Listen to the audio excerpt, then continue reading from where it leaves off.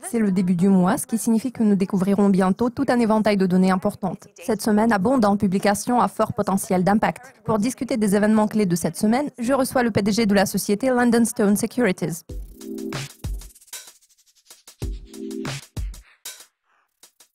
Commençons par la publication clé de cette semaine, notamment la masse salariale non agricole des États-Unis que nous découvrirons ce vendredi. Ces données vont-elles façonner l'évolution du dollar, surtout après les dégâts causés par les ouragans et les scènes de terreur à Las Vegas? Je pense que le marché va sûrement réagir à la publication des données sur la masse salariale non agricole. Les données concernant les dégâts causés par les ouragans ont moins d'importance pour les marchés financiers. L'ouragan a eu peu d'impact sur le Dow Jones. Cet indice se situe toujours aux environs de 22 000. L'évolution de l'économie américaine est actuellement tirée par deux facteurs, notamment la dynamique de l'emploi et les dépenses des consommateurs. De toute évidence, ces facteurs sont liés entre eux, car lorsque le taux d'emploi augmente, les gens dépensent davantage car ils ont plus d'argent dans leur poche. Le taux de chômage se situe actuellement à 4,4%. C'est le principal catalyseur de la croissance économique aux États-Unis en ce moment. En juillet, les données NFP se sont établies à 209 000. En août, ce chiffre a reculé pour s'établir à 156 000 contre les attentes de 180 000. Ce mois-ci, nous nous attendons à un résultat de 100 000. Nous observons donc un déclin progressif de l'emploi salarié hors secteur agricole. Le rapport sur l'emploi sera extrêmement important, surtout dans le contexte du discours de Janet Yellen programmé ce mercredi. À cela s'ajoute la probabilité d'une hausse des taux d'intérêt en décembre. Dans l'ensemble, l'économie américaine reste résiliente. Le Dow Jones a dépassé la barre des 22 000. Pour le moment, la situation est favorable. Le chômage se situe à un niveau très bas. Il sera important de surveiller la dynamique de l'inflation salariale. Les données sur l'inflation sont aussi importantes que la masse salariale non agricole. À l'heure actuelle, l'inflation salariale se situe près de 0,1%.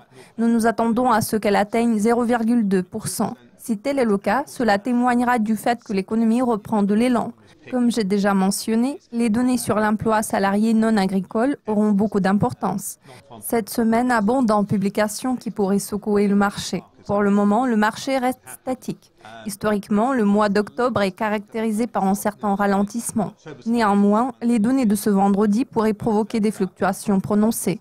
Janet Yellen tiendra un discours ce mercredi. Va-t-il façonner l'évolution du marché cette semaine? Quels sont les éléments clés à surveiller? Comme vous l'avez dit, Janet Yellen prononcera un discours ce mercredi. Après ses commentaires de la semaine dernière, nous avons compris qu'elle était en faveur d'une hausse des taux en décembre. Personne ne sait si la Fed passera à l'action. Une chose est sûre, la probabilité d'un resserrement monétaire a augmenté. Auparavant, le degré de probabilité s'élevait à 45-50%.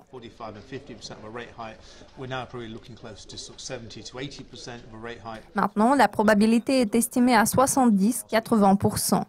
Le dollar américain s'est fortement apprécié la semaine passée. Fait intéressant, c'est la livre sterling qui s'est raffermie le plus le mois dernier. Cela est dû aux attentes d'un relèvement des taux par la Banque d'Angleterre en novembre. La politique monétaire accommodante de la Fed a eu des conséquences assez sérieuses pour l'économie américaine. Nous constatons un changement de politique non seulement aux États-Unis, mais aussi à l'échelle globale. L'ère des stimulants budgétaires que nous avons observée depuis 2007-2008 touche à sa fin. Cela concerne notamment le rachat d'obligations et les mesures d'assouplissement quantitatif. Nous observons une progression graduelle des taux d'intérêt. L'inflation qui reste obstinément inférieure à 2% est le seul obstacle en ce moment. Contrairement à la Banque d'Angleterre qui accorde une importance particulière à l'inflation lors de la prise de décision sur les taux d'intérêt, la Fed ne semble pas être préoccupée par ce facteur. Pour ce qui est de Janet Yellen, bien que les perspectives soient difficilement prévisibles, je pense qu'elle adoptera un ton plus conciliant cette semaine. Le potentiel de hausse du dollar est limité car un resserrement monétaire a déjà été intégré dans les prix. Ainsi, le dollar pourrait potentiellement perdre un peu de terrain. Pour l'instant, je recommande aux traders d'adopter une position longue sur l'euro-dollar. Idem pour la parité sterling-dollar. Il sera important de suivre le discours de Yellen ce mercredi.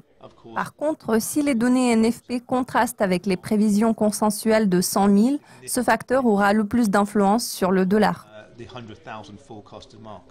Cette semaine a commencé par la publication du PMI manufacturier britannique. Vu que les prévisions de croissance ont été révisées à la baisse, la livre sterling sera-t-elle sous pression cette semaine?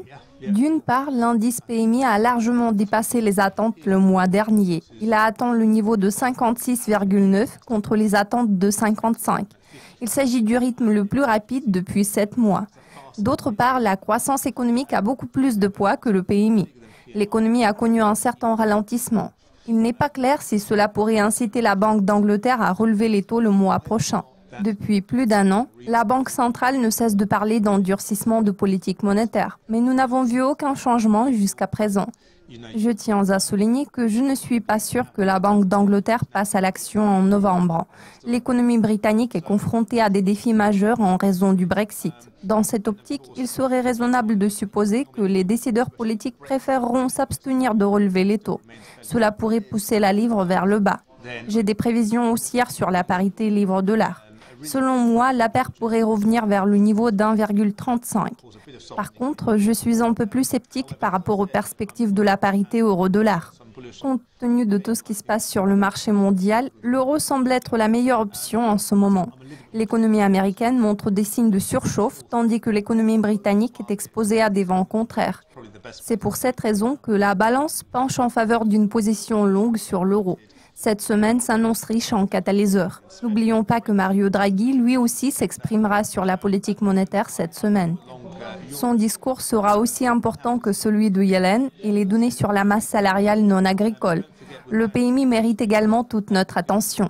Il faut garder à l'esprit que, traditionnellement, le mois d'octobre est perçu comme une période défavorable pour le marché. En tout cas, les prix des actions pourraient bientôt commencer à reculer, ce qui exercera une certaine incidence sur les devises.